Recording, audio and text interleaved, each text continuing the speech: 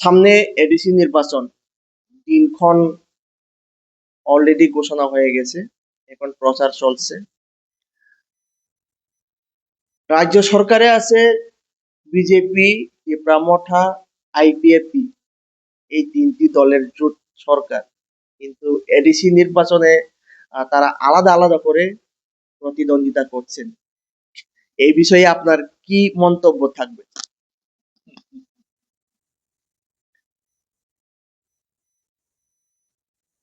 2023-এর যে বিধানসভা নির্বাচন, তাতে তীব্রামথা যে কৌশল অবলম্বন করেছিলেন,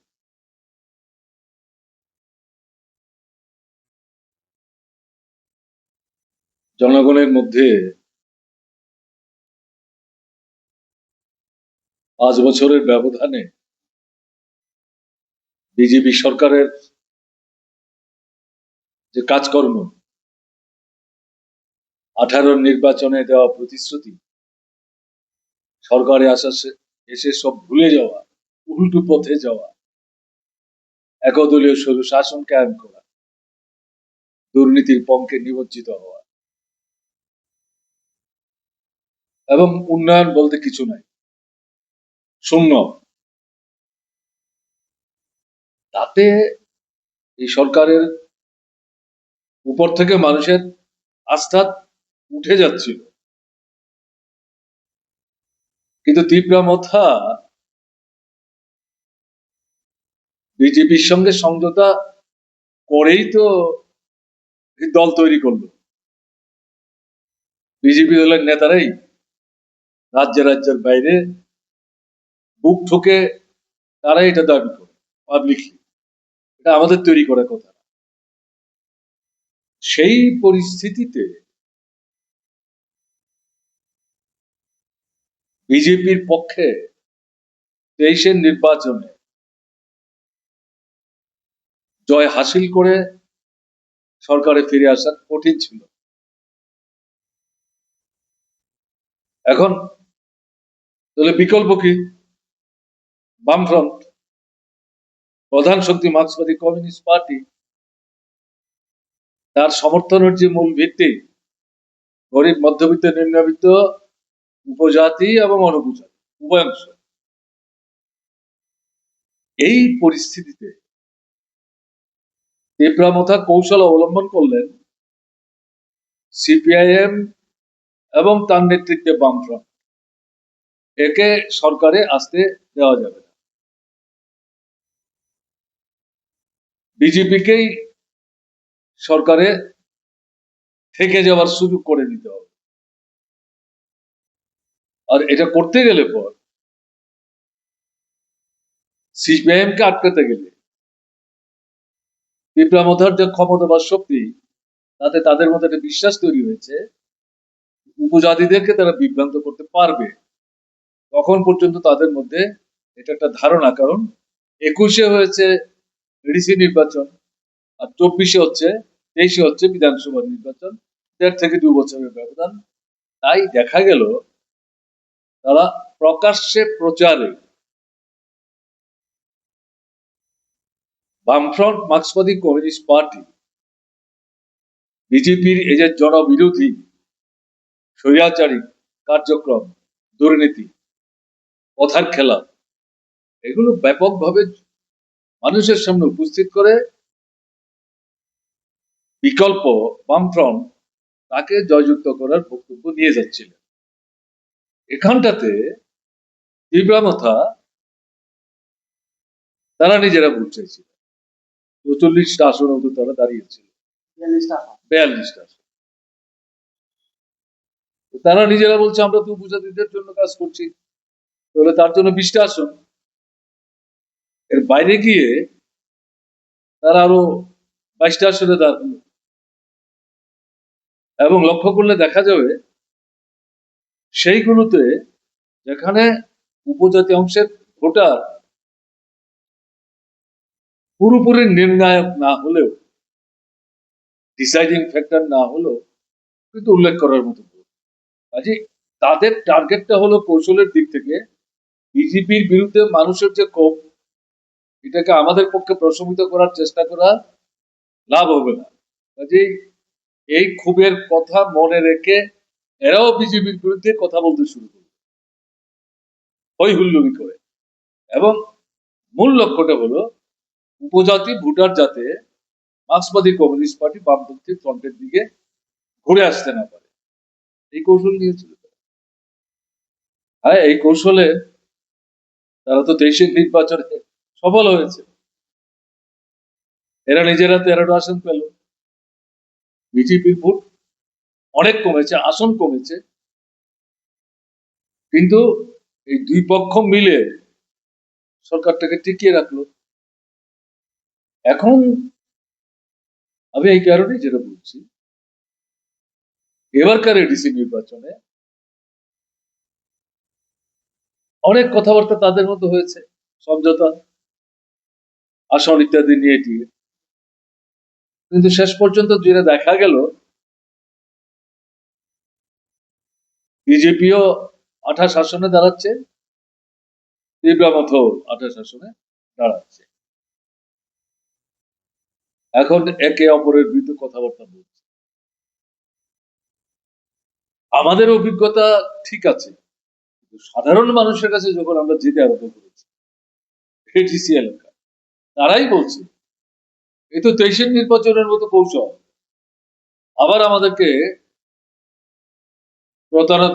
প্রতারণার ফাঁদে আটকাবার এটা একটা পদ্ধতি।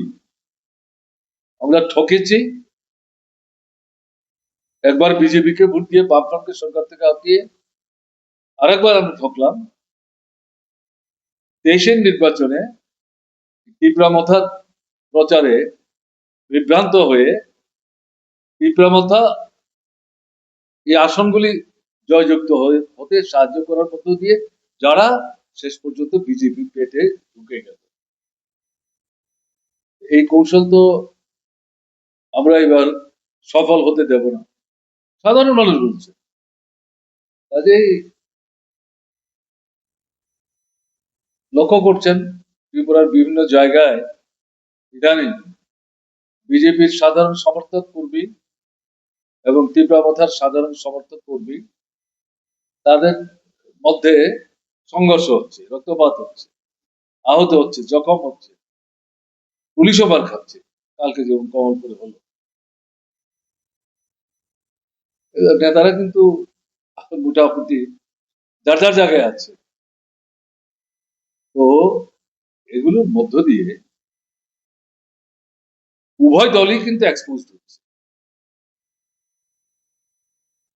বিজেপিও হচ্ছে, তীব্রামথা হচ্ছে।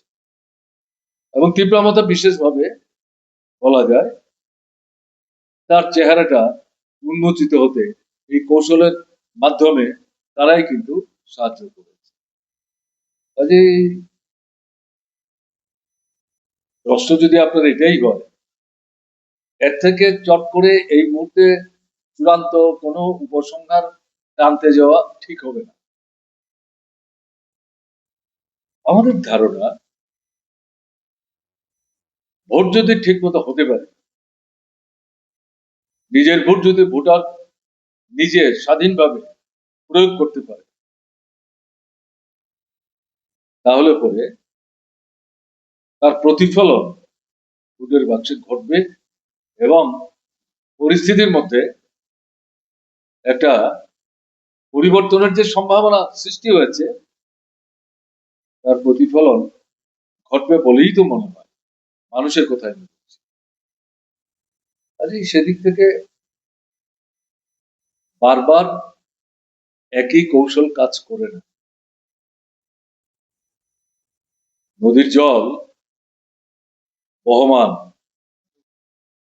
তার থেকে একবার জল হাতে নিয়ে এই জলটা ফেলে দিয়ে আরেকবার সেই জলটা ধরবার চেষ্টা করলে সেই জলটা কিন্তু ধরা যায় না। এটা জীবনের অভিজ্ঞতা, রাজনীতির অভিজ্ঞতাও এটাই। কাজেই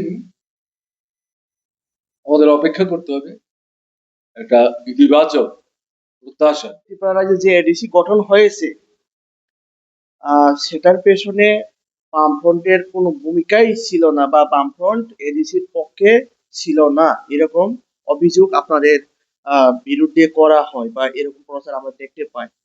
সেটাকে কিভাবে দেখছেন আপনি? এটা সম্পূর্ণ অসত্য প্রচার, বিকৃত প্রচার। ইতিহাসকে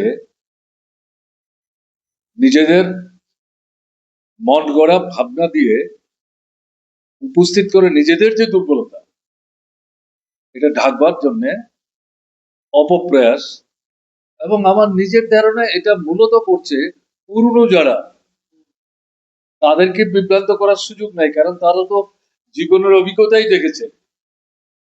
নূতন যে প্রজন্ম 18, 20, 25, 30, 35, এদের তো এই যে এডিসি গঠনের যে লড়াই আন্দোলন, সেই সময় অনেকের জন্মও হয়নি।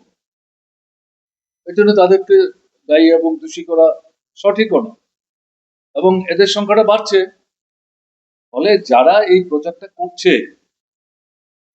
বামফ্রন্ট এডিসি বিরুদ্ধে, এবং এখন যারা উপজাতিদের মধ্যে আইডেন্টিটি পলিটিক্স করছে, তাদেরই লড়াইয়ের ফসল এডিসি, এই অসত্য প্রচারটা তারা তুলে ধরবার চেষ্টা করছে। ইতিহাসটা কি? ত্রিপুরা রাজ্যে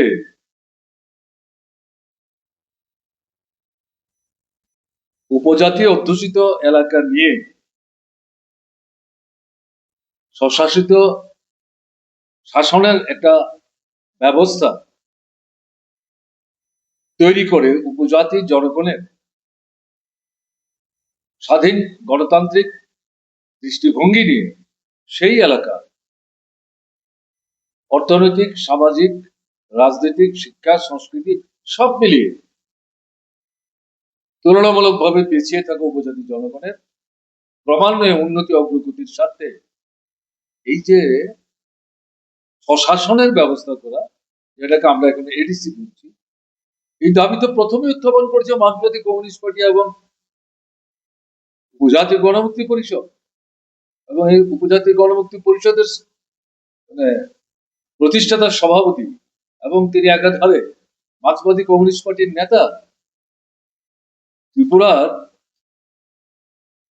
বলা যায় একজন প্রবাদ প্রতিম ব্যক্তিত্ব। তারাই তো এই আন্দোলনটা শুরু করলেন। এবং সেই সময়ে এখন যারা রাজনীতি করছে, এই দলগুলোর তো অস্তিত্বই ছিল না, নতুন তৈরি হয়েছে, এটা হতে পারে। এবং সেই সময়ে যখন স্বশাসিত জেলা পরিষদ গঠন, এবং শুধু এই একটা দাবি না, তার সঙ্গে আরো 3টা দাবি ছিল। আমি এটা বলতে পারছি কেন? আমি তখন কলেজে পড়ুয়া ছাত্র, ছাত্র আন্দোলনের কর্মী। আমি কিন্তু শুধু বই পড়ে বলছি না, চাক্ষুষ অভিজ্ঞতা থেকে বলছি। এই আন্দোলনটাতে আমার অংশগ্রহণ করার সুযোগ ঘটেছে।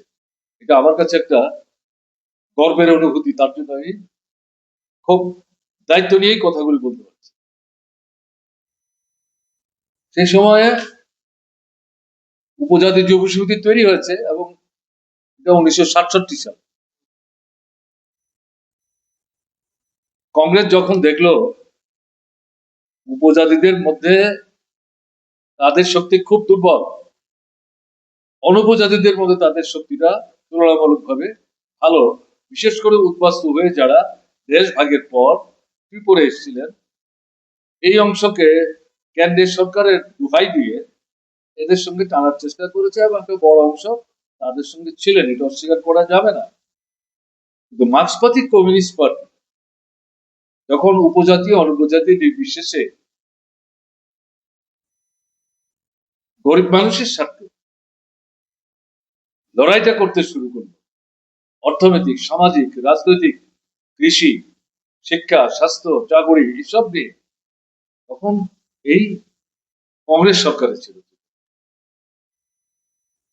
দেখা গেল এই আন্দোলনটাকে দমন করার চেষ্টা করছে। কিন্তু একে উপেক্ষা করে, মোকাবেলা করে, মুখোমুখি দাঁড়িয়ে মার্ক্সবাদী কমিউনিস্টরা এবং সঙ্গে গণমুক্তি পরিষদ অংশগ্রহণ করেছে। এতে গিয়ে বাঙালি অংশের গরিব, নিম্নবিত্ত, মধ্যবিত্ত যারা, কংগ্রেস তার যে সমর্থনের ভিত্তিটা এটা ক্ষয় পেতে শুরু করল। তারা বুঝতে পারলো এই শক্তির উপর নির্ভর করে তো ভবিষ্যৎ দিনে সরকার টিকিয়ে রাখা যাবে না, ফিরে আসা সম্ভব হবে না। কাজে তারা কাউন্টার এটাকে ছাওয়ার চেষ্টা করলো উপজাতি জনগণের বৃহত্তম অংশের পক্ষে। আমরা তো এই দাবি করবো না যে প্রথম থেকে সমস্ত উপজাতি আমাদের সঙ্গে ছিল, এটা কি করে আমরা করবো? এটা ঠিক না। বরঞ্চ এই জায়গাটাতে যদি ভাঙন ধরানো না যায়, একটা অংশকে যদি মার্ক্সবাদী কমিউনিস্ট পার্টি, উপজাতি গণমুক্তি পরিষদের হাত থেকে বের করে আনা না যায়, তাহলে কংগ্রেস তার রাজনৈতিক শাসন ক্ষমতায় থাকার তার যে আকাঙ্ক্ষাটা, এই আকাঙ্ক্ষা তারা বাস্তবায়িত করতে পারবে না। এরাই তখন রাজনৈতিক চিন্তা ভাবনা করে 67 সালে যুব সমিতি তৈরি করেছে। এটা একটা রাজনৈতিক দল করতেই পারে, এটা অপরাধ আমি কেন বলবো? কেমন না? এবং এই উপজাতি যুব সমিতি তৈরি করার পেছনে রাজ পরিবারের আশীর্বাদ ছিল। এরা ধীরে ধীরে এই যে দাবিটা, জেলা পরিষদ, ভাষা, ককবরক ভাষা, এই ভাষার স্বীকৃতি, এই ভাষায় যাতে উপজাতির ছেলে মেয়েরা পড়াশোনা করতে পারে, তার প্রশাসনিক ব্যবস্থা উঠবে। আমাদের যে ভূমি সংস্কার আইন ত্রিপুরায় সেই সময়ও চালু ছিল, তাতে উপজাতির জমি অনুপজাতির হাতে বিক্রি করা যায় না, হস্তান্তরিত হতে পারে না, এটা বেআইনি। কিন্তু প্রচুর উপজাতির জমি অনুপজাতির হাতে হস্তান্তরিত হয়েছে দারিদ্র্যের কারণে। প্রশাসনিক দিক থেকে কোনো সাহায্য পায়নি। এই জমি পুনরুদ্ধার করা এবং রাজার আমলে বনাঞ্চলে যে সংরক্ষিত এলাকা ঘোষণা করা হয়েছিল, এটাও বেদখল হয়ে যাচ্ছে। আর বনাঞ্চলে বসবাসকারীদের বড় অংশ উপজাতি অংশের মানুষ, এতেও তারা আঘাতপ্রাপ্ত হচ্ছে বলে এই দাবিতেও যুক্ত হলো যে না, এই বনের যে সংরক্ষণ সেটাকে রক্ষা করতে হবে। এই চারটা ছিল মূল দাবি। এই দাবি নিয়ে যখন কমরেড দশরথ দেব গণমুক্তি পরিষদের সভাপতি হিসাবে, তখন তিনি লোকসভারও মেম্বার, উদ্যোগ গেলেন, বলতে শুরু করলেন, সেই সময় দেখা গেল উপজাতি যুব সমিতি একসাথে আন্দোলন করবার প্রশ্নে বাহ্যিকভাবে এটা ইতিবাচক ভূমিকা নেওয়ার চেষ্টা করেছে। কারণ এর বাইরে উপজাতিদের কি দাবি? যে যদি এই আন্দোলনে তারা না যায়, তাদের কথা উপজাতিরা শুনবে কেন? আর এর মধ্যে হচ্ছে সদ্য তৈরি হওয়া সংগঠন, খুব পুরনো সংগঠন না, তারা এটাকে সমর্থন করে। কিন্তু ধীরে ধীরে এই আন্দোলনের ক্ষেত্রটা যখন মজবুত এবং প্রসারিত হওয়ার সম্ভাবনা দেখা দিল এবং বিভিন্ন কর্মসূচি গ্রহণ করার প্রশ্নে তারা পদক্ষেপ নেওয়ার চেষ্টা করলেন, তখন গিয়ে উপজাতি যুব সমিতি প্রশ্ন তুলল, এটা উপজাতিদের দাবি, এই দাবির আন্দোলন তো শুধু আমরা উপজাতিরা করব, এখানে অনুপজাতি বিশেষ করে বাঙালি তারা কেন আসবে? তাদের নিয়ে আমরা কেন আন্দোলন, তাদের নিয়ে আন্দোলন করা যাবে? তখন দশরথ দেব তাদের বুঝাবার চেষ্টা করেন, এটা আপনারা কি বলছেন? আমরা তো ত্রিপুরার এখন জনগণের মধ্যে সংখ্যালঘু, সমস্ত উপজাতিরা এক হলো, আমাদের তো সংখ্যা গরিষ্ঠতা হবে, আমরা তো সংখ্যালঘু। এই শক্তির জোরে কি করে আমাদের এই দাবিটা আদায় করার জন্য আমরা সরকারের উপর চাপ সৃষ্টি করে তাকে আইন তৈরি করতে বাধ্য করবো? বিধানসভায় আমরা সংখ্যাগুরু না, বাইরেও আমরা না, এরকম জায়গায় বাঙালি অংশের মানুষ, তাদের মধ্যে যারা গণতান্ত্রিক দৃষ্টিভঙ্গি সম্পন্ন, তারা যদি আমাদের এই দাবিটাকে সমর্থন করে, আমাদের আন্দোলনে অংশগ্রহণ করে, তাহলে আমাদের দাবিটার যে যথার্থতা এটা স্বীকৃতি পাবে। সঙ্গে সঙ্গে আমাদের আন্দোলনের শক্তিটা পারবে, সংগত হবে। আন্দোলনটা মজবুত হবে। এই উভয় শক্তির সম্মেলনে আমরা এই সরকারের উপর চাপ সৃষ্টি করতে পারবো, এবং এটাই আমাদের দাবি আদায়ের ক্ষেত্রে একটা ইতিবাচক পরিমণ্ডল তৈরি করবে। এই ধরনের জায়গায় দাঁড়িয়ে যারা আমাদের সমর্থন করতে চাইছে, তাদের আপনারা নিতে চাইছেন না, এরা কোনো মতেই এটা মানতে পারে। তারা যখন তারা বিরোধিতা করছে, গণমুক্তি পরিষদের নেতৃত্ব বুঝাবার চেষ্টা করছে, ফারাক বাড়ছে, এবং একটা সময় গিয়ে দেখা গেল উপজাতি যুব সমিতি এই আন্দোলনের যে ঐক্য প্রচেষ্টাটা নেওয়া হয়েছিল, তারা একটা ভূমিকা নেওয়ার চেষ্টা করছিল।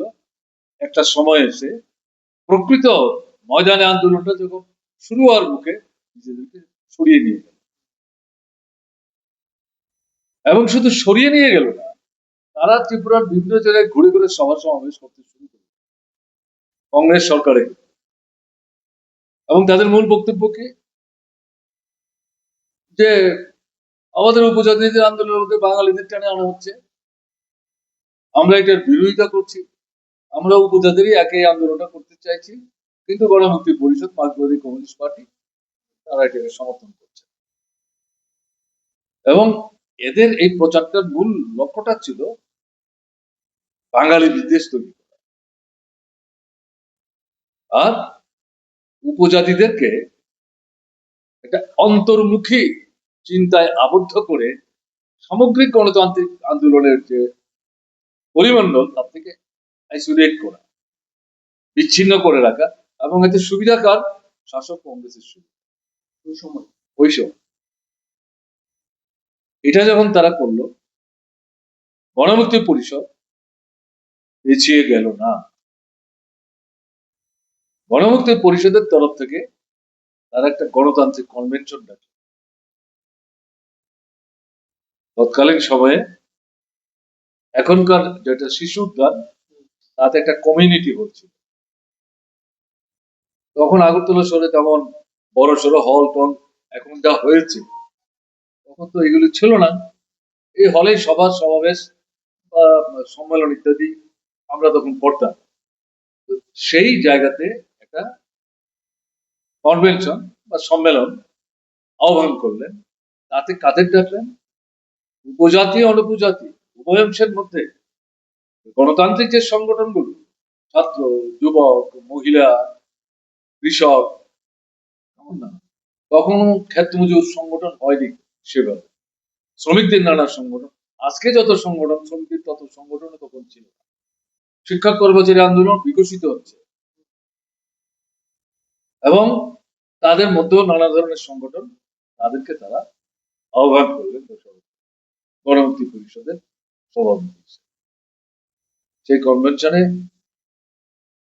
আমারও কিন্তু উপস্থিত থাকার সুযোগ হয়েছে। আমি ছাত্র ফেডারেশনের তখন একজন কর্মী সংগঠন, এবং ফল ভর্তি মানুষ। দশরথ দেবী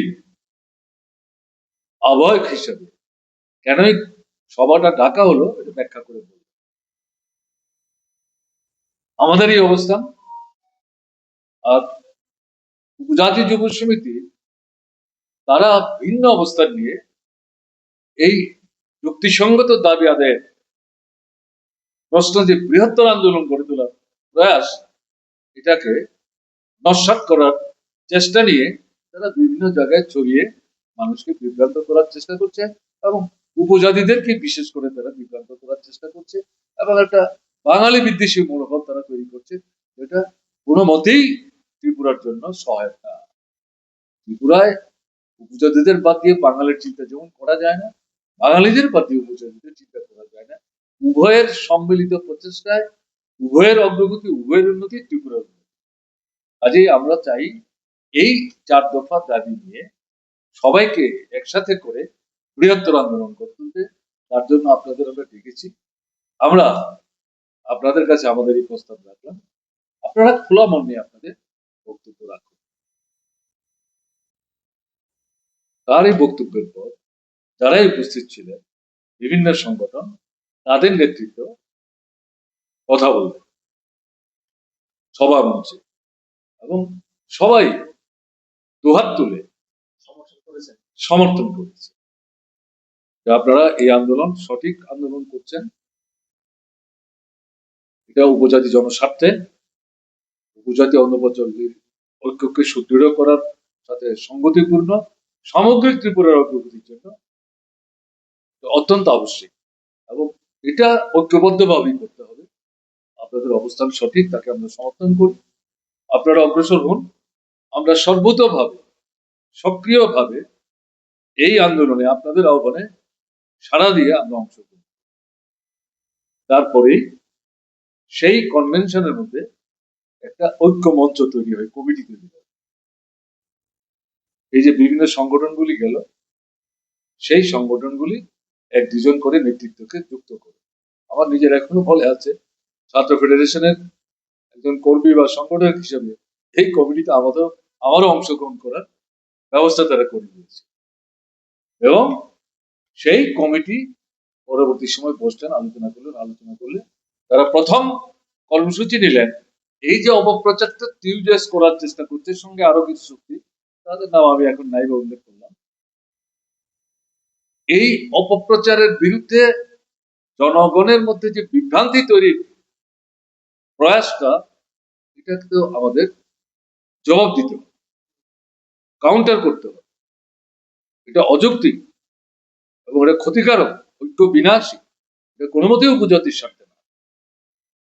কাজেই এর জন্য আমাদের সারা রাজ্যে ঘুরে ঘুরে সভা সমাবেশ সংগঠিত করতে হবে, এবং সেই সমাবেশ তারা সংগঠিত করতে আরম্ভ করল। একদিকে দশরথ দেব, বিপেন চক্রবর্তী, হরিশ সরকার, এরা যাচ্ছেন, এবং এই সভাগুলোতে আমাদেরও তারা ডেকে নিতেন। আমার নিজেরও মনে আছে, দশরথ দেবের সাথে এরকম একাধিক বড় বড় সমাবেশে আমারও কথা বলার সুযোগ হয়েছে। আমার অভিজ্ঞতা তখন খুব সীমাবদ্ধ। তো এটা যে শুধু আমাকেই বলার সুযোগ দিয়েছে ঘটনা তা না, যারাই সমর্থন করেছেন, এই কমিটিতে এসেছেন, এদের মধ্যে যারা এই ধরনের সমাবেশগুলিতে নেতৃত্বে উপস্থিত থাকতেন, অন্যান্য সংগঠনের নেতৃত্বকেও, সবাইকে না হলো অনেককেই কথা বলার সুযোগ দিতেন। এই করে দেখা গেল সারা ত্রিপুরাতে মহকুমা ভিত্তিক, তখন তো মহকুমা 10টা, ব্লকের সংখ্যা কম, মহকুমা, ব্লক এবং গ্রামাঞ্চলে অসংখ্য সভা তারা সংগঠিত করেছেন। তাতে একটা ব্যাপক ইতিবাচক সারা জনগণের মধ্যে তৈরি হলো এই ঐক্যবদ্ধ আন্দোলনের পক্ষে। এটা কোন বছরের ঘটনাগুলো? এটা আপনার জরুরি অবস্থার আগে ঘটনা। তখন তো এই আন্দোলন তো সেই সময় 2-2.5 বছরের মধ্যে। এটা যখন হলো, ইউজেস যে অপপ্রচারটা করছিল, এটা মানে বলা যায় যে মানে প্রত্যাঘাত পেল। তারা দেখে মানুষের জমায়েত করতে পারে, এবং পরবর্তী একটা সময় দেখা গেল টিউজেস আর সভা টভা ডাকছে না, বা তাদের সঙ্গে যারা তারা আলাদা করে এরকম সভা করার সাহস দেখাচ্ছে না, তাদের নিয়ে সভা করবে, বরং পাল্টা প্রশ্ন আসতে শুরু করবে, কেন তোমরা এই সমস্ত অপপ্রচার করছো? তাহলে এই সামগ্রিক প্রচার আন্দোলন সংগঠিত করার পর সরকারের কাছে গেছে ওই যে কমিটি, তার পক্ষ থেকে তার দফা দাবি, তার যৌক্তিকতা, সাংবিধানিক এগুলো, তোমরা সরকারে আছো, কেন্দ্র তোমাদের সরকার, রাজ্য তোমাদের সরকার, যেটা কার্যকরী করো, বাস্তবায়িত করো, করছে না কংগ্রেস সরকার। এই পরিস্থিতি গিয়ে সারা ত্রিপুরাতে আইন অমান্য আন্দোলন সংগঠিত করলো এই মঞ্চের তরফ, এবং সেই আইন অমান্য আন্দোলন প্রত্যেক মহকুমায় এবং অনেক ক্ষেত্রে বিভিন্ন ব্লকে, আবার কিছু কিছু জায়গায় যেখানে ব্লক নাই কাছাকাছি, সেখানে সরকারের অন্যান্য যে দপ্তর, রাজ্য সরকারের সেই অফিসগুলিকে সামনে রেখে আইন অমান্য আন্দোলন সংগঠিত। সেই আন্দোলনে আমাদের অংশগ্রহণ করতে হয়েছে, কারণ আমরা তো এই মঞ্চেরই অংশীদার, আমাদের সাথে আলোচনা করেই তো কর্মসূচি, তাতে আমরাও অংশগ্রহণ করছি। আগরতলা তো আইন অমান্য আন্দোলন, সেই যে আইন অমান্য আন্দোলন, তাতে আপনার এই যে এখন শান্তির বাজার মহকুমার অন্তর্গত জোলাইবাড়ি, সে সময় একটাই মহকুমা, বিলোনিয়া, তার মধ্যে জুলাই বাড়ি, সেই জুলাই বাড়িতে রাজ্য সরকারের কোন একটা অফিসকে সামনে রেখে উপজাতি অনুপজাতি উভয় অংশের মানুষের একটা বড় মিছিল তারা রওনা হচ্ছে, আগামী আন্দোলন অংশগ্রহণ করবে। সরকারের পুলিশ এই মিছিলকে ছত্রভঙ্গ করার জন্য গুলি ছুড়ল। তাতে গিয়ে ধনঞ্জয় ত্রিপুরা, বয়স তার খুব কম, প্রকৃততে সেই সময় সে যুব আন্দোলনের কর্মী, কিন্তু গণমুক্তি পরিষদের সাথে সম্পর্কযুক্ত, গুলিবিদ্ধ হলো, রাজপথে লুটিয়ে পড়লো, রক্তাক্ত হলো, শহীদের মৃত্যুবরণ।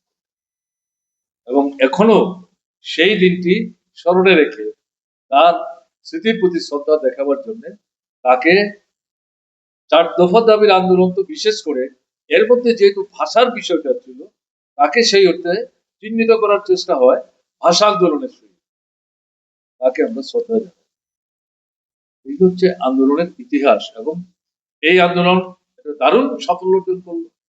তারপরে নেতৃত্ব আবার বসলো, আলোচনা হলো, আমরা এই আন্দোলনকে এরপরে কোন পর্যায়ে নিয়ে যাব, এটা কিছু কর্মসূচি নিয়ে যখন আমরা অগ্রসর হওয়ার চেষ্টা করছি, সেই সময় গিয়ে দেখা গেল 75-এর 26শে জুন মধ্যরাত্রিতে জরুরি অবস্থা জারি হয়। তখন তো এই আন্দোলন করা যায় না, নেতৃত্ব জেলখানায়। আর আমাদের ত্রিপুরার বিধানসভার বিরোধী দলের যারা বিধায়ক, তাদের অধিকাংশ গ্রেপ্তার, বাইরের রাজ্য তাদের নিয়ে গেছে। পার্টি অফিস খোলাই তখন কঠিন, আমাদেরও তখন অনেককে গ্রেপ্তার হয়ে গেছেন বিধায়কের বাইরে, আর অনেককে তখন আত্মগোপনে যেতে হচ্ছে। স্বাভাবিক কারণে এই আন্দোলনটা তখন আর করা সম্ভব না। জরুরি অবস্থা উঠলো, কেন্দ্রে স্বাধীনতার পর প্রথম অকংগ্রেসী সরকার আসলো, মুরারজি দেশাই প্রধানমন্ত্রী হলেন। ত্রিপুরায় 77 সালের ডিসেম্বর মাসে বিধানসভা ভোট হলো, অভাবনীয় সাফল্য। 60 সদস্য বিধানসভায় মার্ক্সবাদী কমিউনিস্ট পার্টির নেতৃত্বে তখন 3 পার্টির বাম ফ্রন্ট, এই ফ্রন্টে তখনও সিপিআই আসেনি, CPIM, RSP, forward block, CPI অনেক পরে এসছে। এই যে বাম ফ্রন্ট 56টা আসন, 78-এর জানুয়ারি মাসে প্রথম সপ্তাহে প্রথম বামফ্রন্ট সরকার তৈরি, এবং তাদের যে নির্বাচনী ইস্তেহার বামফ্রন্টের, সেই নির্বাচনী ইস্তেহার এই যে 4 দফা দাবি, যে আন্দোলনটা হয়ে অগ্রসর হচ্ছিল ত্রিপুরা, সেই দাবিগুলো অন্তর্ভুক্ত। যদি বামফ্রন্ট সরকার তৈরি করতে পারে, এই দাবিগুলি রূপায়ণ বাস্তবায়নের জন্য এই সরকার অগ্রাধিকারের ভিত্তিতে উদ্যোগ নেবে। এই সরকার গঠিত হওয়ার পর এই জেলা পরিষদ গঠনের জন্য সরকার সিদ্ধান্ত গ্রহণ করে। মুরারজি দেশের প্রধানমন্ত্রী হিসেবে ত্রিপুরা এসেছিলেন। দীপেন চক্রবর্তী দশরথদেব তার সঙ্গে দেখা করবার জন্য রাজভবনে গেছেন, পুরনো রাজভবন, কিন্তু নতুন রাজভবন তো পুরনোটা রাজভবন। অন্যান্য দাবির মধ্যে এটা ছিল মূল দাবি, যে আমরা 6ষ্ঠ তফসিল মোতাবেক ত্রিপুরায় সশস্ত্র জেলা পরিষদ করতে চাই। কারণটা কি তারা ব্যাখ্যা করে বলেছেন, 7ম তফসিলে করা যায়, কিন্তু যে কোনো সময় রাজ্য সরকার ইচ্ছা করলে পরে এটা বাতিল করে দিতে পারে। এই কারণে আমরা চাইছি 6ষ্ঠ তফসিলে করতে। সংবিধানের এই নির্দেশিকা হচ্ছে এই 6ষ্ঠ তফসিলটার নিয়ন্তা হবে রাজ্যপাল। রাজ্যপাল হচ্ছেন রাষ্ট্রপতির প্রতিনিধি, কেমন না? কাজেই এটা রাজ্য সরকারের ইচ্ছা অনিচ্ছার উপর নির্ভর করবে না। আমরা এই কারণে 6ষ্ঠ তফসিল করতে চাই।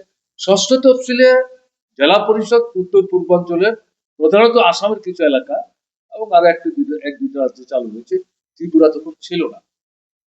তাহলে সংবিধান সংশোধন করতে হবে, ত্রিপুরার নাম অন্তর্ভুক্ত করতে হবে। মুরারজি দেশাই বললেন, আমি সংবিধান স্পর্শ করব। এটা নিয়েই তো ইন্দিরা গান্ধীর সঙ্গে আমার লড়াই, তার জন্য আমার জেলে যেতে হলো। আপনারা জানেন, এই সংবিধানের প্রভিশনের মধ্যে যা আছে তাতে যদি আপনারা করতে পারেন করুন, এর বাইরে আমি এখানে আপনাদের যদিও আপনারা বলছেন, কিন্তু সেটা আমার পক্ষে করা সম্ভব না, ভদ্রভাবেই বলেছে। তাতে বামফ্রন্ট সরকার বুঝে গেল, দীপেন চক্রবর্তী দশরথ ফিরে আসলেন, আমাদের সামনে বললেন এই হচ্ছে মুরারজি দেশাই। এবং মুরারজি দেশাই হচ্ছে প্রচন্ড হার্ড না, যা বলতেন এখান থেকে তাকে সরানো বড় কঠিন।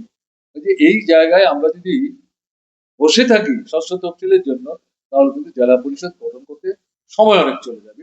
তখনই নেতৃত্ব পলিটিক্যাল ডিসিশন গ্রহণ করুন, আমরা সপ্তম তফসিলই করব, এবং তারপরে বামফ্রন্ট সরকার নতুন সিদ্ধান্ত নিয়ে আইন তৈরি করে সপ্তম তফসিল মোতাবেক জেলা পরিষদ করার চেষ্টা করবে।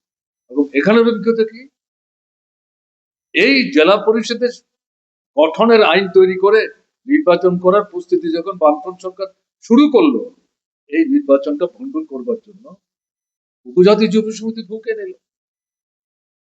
তৈদুতে যুব সমিতির সম্মেলন, সেই সম্মেলনে বিভূদেবী প্রধান অতিথি হিসেবে আমন্ত্রিত হয়েছিল। অত্যন্ত উস্কানিমূলক বক্তব্য রেখে বললেন, আমি জম্বুদ্বীপের রানী, আমার রাজ্য অন্যরা দখল করে নিয়ে যাচ্ছে, একে উদ্ধার করো। হ্যাঁ, আমি প্রজাবৎসল রানী হিসেবে তোমাদের কাছে আবেদন করছি, তোমরা এই ভূমিকা। এবং ওই সম্মেলনেই টিম তৈরি হয়, আঙুল কেটে রক্ত বের করে কপালে টিপ দিয়ে বিজয় রাঙ্খলরা জঙ্গলে যায়। এবং টিউজেস পরবর্তী সময়ে 7 দিন গ্রাম ত্রিপুরার বন্ধের ডাক দেয়। মুখ্যমন্ত্রী নবীন চক্রবর্তী তাদের নেতৃত্বকে ডেকে বলেন, এটা আপনারা কি করছেন? আমরা জেলা পরিষদের নির্বাচনে যাচ্ছি, আপনারা তো জেলা পরিষদের বিরুদ্ধে কথা বলেন না। আন্দোলনে আপনাদের ভূমিকা কি ছিল না ছিল আপনারা জানেন, আমরাও জানি। আমরা সরকার আমাদের প্রতিশ্রুতি রূপায়ণ করছি, লড়াইয়ের যে দাবি, সেই দাবিকে আমরা বাস্তবায়ন করার জন্য উদ্যোগ নিচ্ছি। আপনারা এই বন্টন ডাকলে পরে এটা একটা অস্বাভাবিক পরিস্থিতি তৈরি হবে, এটা কেন করছেন? এটা করবেন না। কে কার কথা শোনে? তার পরবর্তী সময়ে বন তারা ডাকলেন এই লেম্বু ছড়াতে, আনারস কাটতে গিয়ে, তো কেনার পরে এটা কেটে দেয় দোকানদার, যারা কিনে তারা এটা কেটে নিয়ে এসে তারপর খায়। আমার এখনো মনে আছে, তখন আমি কৈলাসহর ছিলাম, আমাদের ছাত্রদের একটা শিক্ষা শিবির সংগঠিত হচ্ছিল, তেমন সেখানে আমরা খবর পেলাম যে এখানে দাঙ্গা সংগঠিত হয়েছে। আমাদের খবর পাঠানো হলো, তোমরা তোমাদের এই শিক্ষা শিবির বন্ধ করো, প্রতিনিধিদের যারা অংশগ্রহণ করছে তাদেরকে বাড়িতে পৌঁছে দাও, এবং আমরা বলার পরে এখান থেকে নির্দেশ গেলে তারপর তোমরা আসবে। কারণ আমাদের সঙ্গে সেই সময় বিধানসভার উপাধ্যক্ষ ছিলেন, তিনি আমাদের একজন শিক্ষক ছিলেন, তিনি বিলোনিয়া কলেজে পড়ান। যাই হোক, আমরা 2-3 দিন আটকে থাকলাম, দাঙ্গা হয়ে গেল, প্রচুর মানুষ জীবন দিলেন, অনেক সম্পত্তি নষ্ট হয়েছে, ক্ষতি হয়েছে।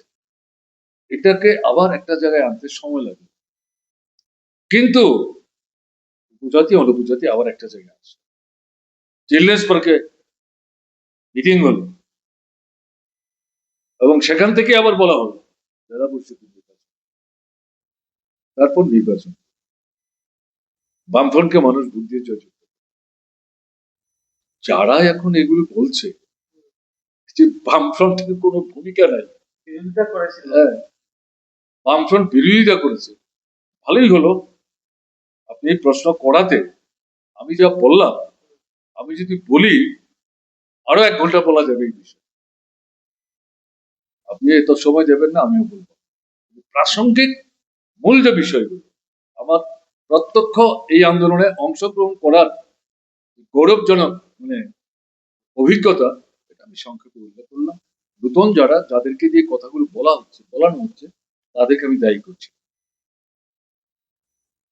তাদেরকে ইতিহাসের বিকৃতি ঘটিয়ে তাদের মধ্যে কিছু কিছু লোক এটা তাদের মুখ দিয়ে বলাবার চেষ্টা করছে, তারা জানে না। সেই সময় এই সংগঠনও তৈরি হয়নি, তাদের আন্দোলন অংশগ্রহণ করার সুযোগ নেই, তাদের অনেকের তখন জন্মও হইতে হয়নি।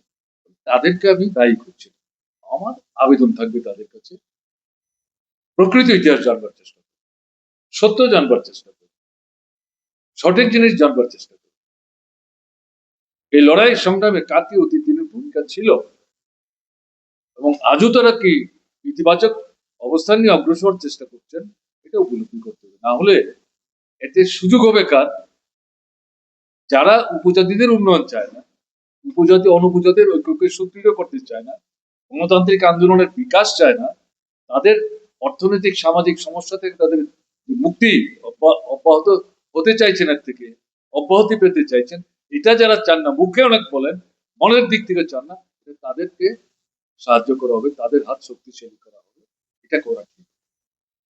স্যার, একটা প্রবাদ আছে যে বা অর্থনীতি রাজনীতি দুটেই জমজ বাই বাই, কিন্তু উম, আপনাদের যা নীতি বলতে গেলে নির্বাচন তহবিলের উপরেই আপনারা বিশেষ করে নির্ভরশীল নির্বাচন করানোর জন্য, কিন্তু অন্যদিকে অন্য পার্টিরা তাদেরকে এইরকম নির্বাচনী তহবিলও করা দেখা যায় না, আর মানে মানুষের কাছ থেকে টাকা নেওয়ারও দেখা যায় না।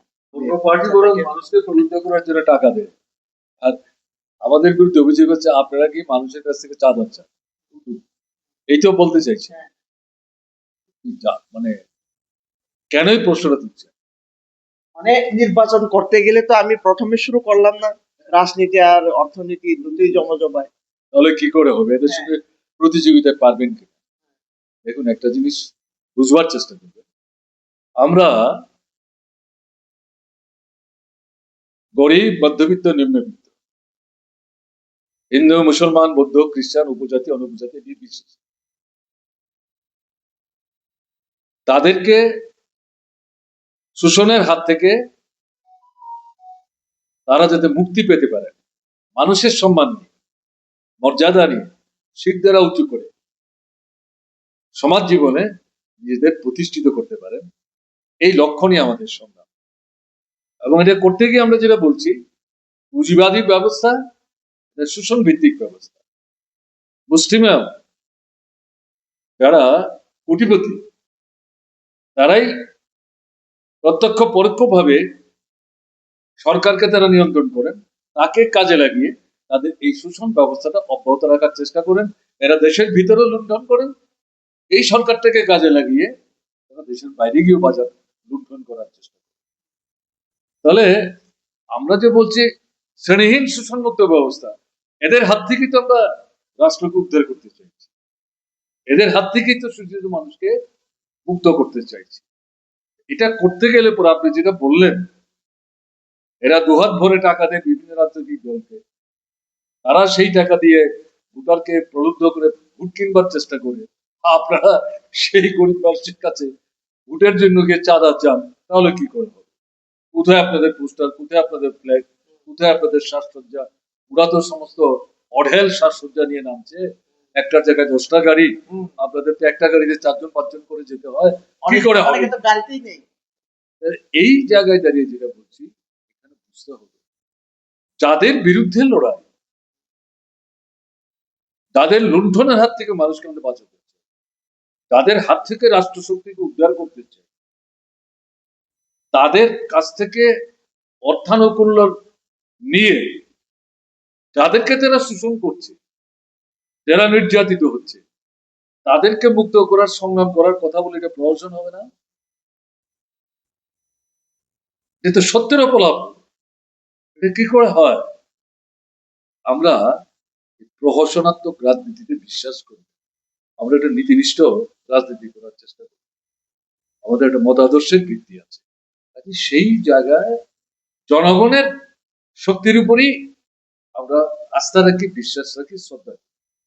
তারা যেমন লড়াই সংগ্রামে আসেন, আমরা বলছি নির্বাচন এটা রাজনৈতিক লড়াই সংগ্রামের ক্ষেত্রে একটা উচ্চতর পর্যায়ের সংগ্রাম।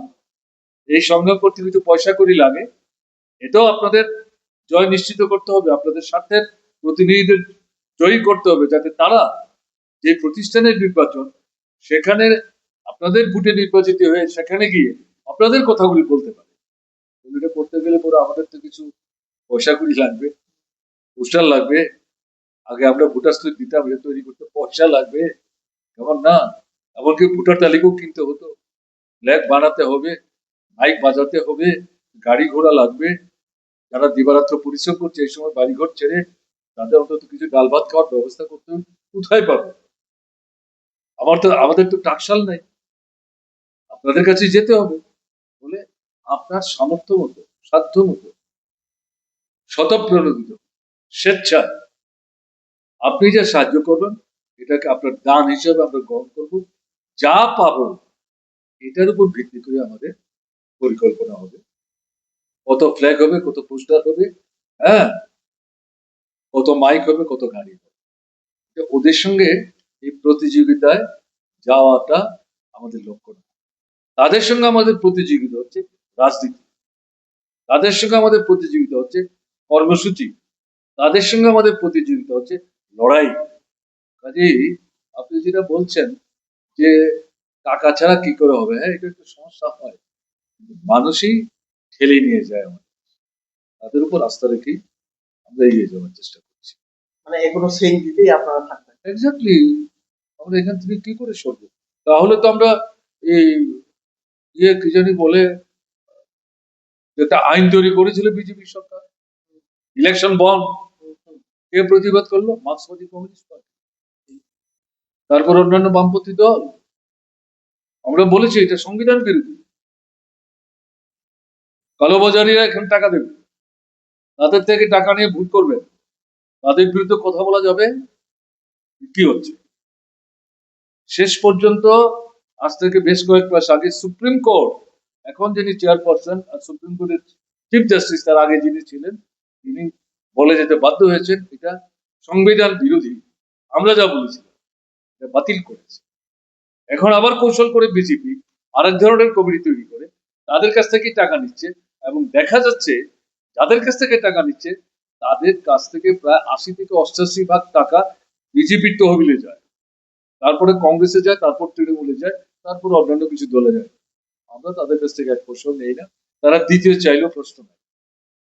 তাই জন্য বুঝতে হবে নীতিগত, আপনি মুখে একটা নীতি বলবেন আর কাজের ক্ষেত্রে কি আরেকটা করবেন, তাহলে কি করবেন? সমাজ পরিবর্তনের লড়াই ফাঁকিতে চলে না। গাছে যেমন উঠতে শিখতে হয়, কাঁধে চড়ে গাছে উঠতে পারবেন, কিন্তু নামবেন কি করে? উঠতে যদি না জানেন, নামতে গিয়ে তো হাত পা ভাঙবে। কাজে উঠতেও শিখতে হবে, উঠতে পারলে পরে নামতেও পারবেন, হাত পা ভাঙবে। আমি সাধারণ কথা বললাম, আমাদের এই দৃষ্টিভঙ্গি নিয়ে আমরা অগ্রসর হচ্ছি, মানুষ সাহায্য করছেন। সর্বশেষ আহ, আসন্ন এডিসি নির্বাচনকে নিয়ে সমস্ত রাজ্যবাসী, বিশেষ করে এডিসি এলাকায় যারা বসবাস করছেন, তাদেরকে কি বার্তা দিবেন আপনি? খুব সংক্ষেপে আমি যেটা বলবো, তীব্রামথার 5 বছরের শাসনে এডিসি ধ্বংসের কিনারায় চলে গেছে। এরা কিছু কাজ করেনি, শূন্য, শুধু শূন্য বলা হবে না, -0 আমি বলছি। জিরোর কিন্তু একটা মূল্য আছে, আমি এই কারণে বলছি -0। দুর্নীতি আর এডিসি প্রশাসন সমার্থক, অনাহার, অর্ধাহার, অনাহার মৃত্যু, সন্তান বিক্রি, বহির্রাজ্যে কাজের জন্য যাওয়া, এই উপজাতি ছেলে মেয়েরা, আগে ছেলেরা যেত, এখন মেয়েরাও যাচ্ছে, 8-10 হাজার বেতন, ঘর ভাড়া, তারপর খাবার, বাড়িতে কি পাঠাবে, বেঘুরে মারা যাচ্ছে, মৃতদেহ ফিরে আনতে পারছে। এডিসির কর্মচারী ইংরেজি মাসের প্রথম সপ্তাহে বেতন পাবে কিনা তার কোনো নিশ্চয়তা নেই। যারা রিটায়ারমেন্টে গেছে তারা রিটায়ারমেন্টের বেনিফিট যা এখনো হাতে পাচ্ছে। কোর্টে গেছে, হাইকোর্ট রায় দিয়েছে, সরকারের দৃষ্টি আকর্ষণ করে, এডিসির দৃষ্টি আকর্ষণ করে, যেদিন তারা রিটায়ারমেন্ট গেছে সেদিন থেকে এখন অব্দি মাস ভিত্তিক তাদের যে টাকা পাওয়ার কথা এবং অন্যান্য সুযোগ সুবিধা একসাথে করে সব টাকা একটা নির্দিষ্ট তারিখের মধ্যে দিতে হবে, এবং যুক্ত করেছে শতকরা 90 টাকা, 9 টাকা হারে সুদ দিতে হবে। কেন তুমি তার টাকা দিলে? হাইকোর্টের রায়। আমি এই কথাগুলো বললাম, আইন নাই, শৃঙ্খলা নাই, অরাজকতা চলছে। সারা ত্রিপুরায় যেমন এডিসি এলাকায় রাস্তাঘাট ভেঙে চৌচির হয়ে গেছে, বিদ্যুতের খুঁটি পড়ে আছে মাস পর মাস, তারাই করাচ্ছে না, জলের কল চলছে না, আবার ছড়ানালার জল খেয়ে অসুস্থ হচ্ছে। সেচের যে ব্যবস্থা বামফ্রন্ট সরকার করেছিল এডিসি কে সঙ্গে নিয়ে, তৎকালীন সময়ে প্রায় 98 ভাগ চাষযোগ্য জমিতে সেচকে নিশ্চিত করেছিল, সব বন্ধ। তাহলে কি করে হবে? স্কুলে মাস্টার নাই, হাসপাতালে ডাক্তার নাই, মানে সংখ্যায় কম, নার্সের সংখ্যা কম, স্বাস্থ্যকর্মীর সংখ্যা কম, ডাক্তারবাবুরা রুগীকে হাসপাতালে ভর্তি করতে চায় না, কারণ খাবার দিতে হবে, পয়সা নাই, এবং তাদেরকে পাঠিয়ে দিচ্ছে আগরতলা হাসপাতালে, জেলা হাসপাতালে। এবং তারা যখন অ্যাম্বুলেন্স দিতে যায়, অ্যাম্বুলেন্সের ড্রাইভার বলছেন টাকা দিন, আমাদের তো তেল কিনতে হবে। আরে আমরা কোথেকে টাকা দেবো? আমাদের তো ডাক্তারবাবু কথা বলেনি, বলে আমরা কি করে দেবো, আমাদের তো পয়সা নেই। ঔষধ আমরা বামফ্রন্ট সরকারে থাকার সময় এডিসির বাইরে অন্তত 5 থেকে 7টা জরুরি জীবনদায়ী ঔষধ বিনা পয়সা গরিবদের আমরা দেওয়ার ব্যবস্থা করেছিলাম, পুরোটা বন্ধ হয়ে গেছে। এই যে পরিস্থিতি চলছে, মায়েদের বোনদের উপর আক্রমণ হচ্ছে, বিপদ চক্র, থানায় যাচ্ছে, অধিকাংশ থানা মামলাগুলো নিতে চাইছে। কাদের হাতে তারা আক্রান্ত, তারা চিনে তারা মানে কোনো না কোনো শাসক শক্তির সাথে তারা যুক্ত, এদের বিরুদ্ধে এরা ব্যবস্থা নিতে চায় না। যারা যাচ্ছে তাদেরকে পরামর্শ দিচ্ছে আপনারা গ্রামে গিয়ে কথাবার্তা বলে মীমাংসা করুন। এই পরিস্থিতি চলছে, এটাকে কি বলবেন, অরাজক। কাজেই এই পরিস্থিতি থেকে জেলা পরিষদটাকে উদ্ধার করতে হবে। প্রতিযোগিতা চলছে বিজেপি আর তীব্রাবতার, কার নেতারা বেশি লুট লুট করতে পারছে। ইদানিং দেখছি মানে বিজেপির নেতৃত্ব তারা ঋষি সম্পর্কে বলছেন তীব্রামতা দুর্নীতি করছে। আপনারা কি করেছেন? এই তো সুই আর চালনের ঝগড়ার মতো, কেমন না? কাজে এই জায়গাটার মধ্যে দাঁড়িয়ে এটাকে উদ্ধার করতে হবে। এবং মানুষের অভিজ্ঞতা কি, এডিসি তৈরি হওয়ার পর থেকে মানুষ কি দেখলেন, বামফ্রন্ট, তারপর কংগ্রেস যুব সমিতি, তারপর সন্ত্রাসবাদী, ওই পানুয়ান আসাম রাইফেলের ব্রিগেডিয়ার ছিলেন, গোপনে ষড়যন্ত্র করে বামফ্রন্ট যাতে এডিসিতে পুনরায় ফিরে আসতে না পারে তাদের সাহায্য করলো, তারা আসলেন, এটাও ভাঙলো, কেমন না? তারপরে আবার বামফ্রন্ট মানুষ ভোট দিয়ে আনলেন। আমি সংক্ষিপ্ত করার জন্য বলছি, এখন তীব্রামতা দিচ্ছে। এই সমস্ত অভিজ্ঞতা থেকে মানুষের সামনে পরিষ্কার বামফ্রন্টের কোনো বিকল্প নাই। এই সরকারের প্রশ্নে 78-এর জানুয়ারি থেকে যে অভিজ্ঞতা হয়েছে এবং এডিসির প্রশ্ন, এরকম পরিস্থিতিতে কিন্তু গ্রামে গঞ্জে এডিসি এলাকাতে বিশেষ করে সাধারণের মধ্যে ভুল করেছিল, প্রলোভনের ফাঁদে পা দিয়েছিল, বিপদগামী হয়েছিল, বন্ধু চিনতে গোলমাল করে ফেলেছি। এখন বলছে সংশোধিত হতে চাই, সুযোগ চাই। কি বলছেন? আমাদের লোকরা গেলে পরে ভোটটা দিতে পারবো তো, আপনাদের এটা নিশ্চিত করুন। আপনাদের আমাদের কাছে ভোটের জন্য হাত জোর করে বলতে হবে না, আমরা জানি। এরকম ভাবে মানুষ বলছেন। কাজে এই জায়গাটাতে দাঁড়িয়ে ডিসি এলাকার নির্বাচক মন্ডলীর কাছে বোঝাতে অনবোঝাতে নির্বিশেষে এটাই আমাদের আবেদন থাকবে, এডিসিকে উদ্ধার করতে হবে, ধ্বংসর হাত থেকে তাকে রক্ষা করতে হবে মানুষের কল্যাণে, এডিসির সামগ্রিক উন্নয়নের স্বার্থে একটা স্বচ্ছ, নিষ্কলুষ, দুর্নীতিমুক্ত প্রশাসন চাই। বামফ্রন্ট ছাড়া এটা কেউ দিতে পারে না। কাজে তার হাত শক্তিশালী করতে হবে, এগিয়ে আসতে হবে। কেউ যদি ভোট আপনি দিতে গেলে বাধা দেওয়ার চেষ্টা করে, রুখে দাঁড়ান, ঐক্যবদ্ধভাবে চোখে চোখ রেখে কথা বল, আর কত সর্বনাশ। এই সমস্ত মোকাবেলা করে দল বেঁধে ভোট দিতে চান, শেষ ভোটারটা ভোট না দেওয়া পর্যন্ত গ্রামের আপনারা যারা মাথা, আপনারা ওখান থেকে আসবেন। 12 তারিখ ভোট এইভাবে শেষ করুন, 17 তারিখও দল বেঁধে করোনার সময় যান, কারণ এখানে না পারলে তারা ভোট গোলমাল করতে পারে, এটাই অভিজ্ঞতা। 18-র পর থেকে কোনো ভোট হচ্ছে না তো, এই কারণে কথা